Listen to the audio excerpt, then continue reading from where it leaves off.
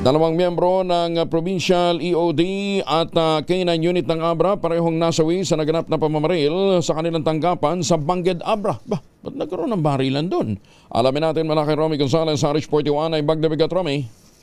Parehong dead on arrival sa paggamutan ang dalawang police personnel ng Provincial Explosive Ordnance Disposal at Cannon Unit Abra matapos ang insidente ng pamamaril sa loob ng kanilang opisina sa Casamata Hill, Zone 5 Bangged, Abra bago mag-alas 9 kamakalawa ng gabi.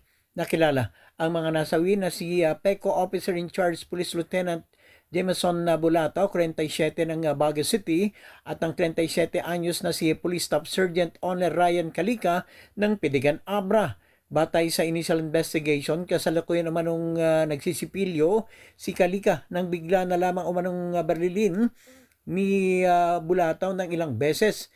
Isinunod na binaril nito ang isa pang pulis na nakilalang si Senior Master Sergeant Edwin Bandok, subalit hindi tinamaan kaya nag-retaliate ang ibang tropa at binaril at tinamaan sa dibdib si Lieutenant Bulatao. Nagtamo ng 4 na tama ng baril si Calika sa kaliwang dibdib, samantalang sa dibdib at sa baba ng tiyan ang tama ni Bulatao.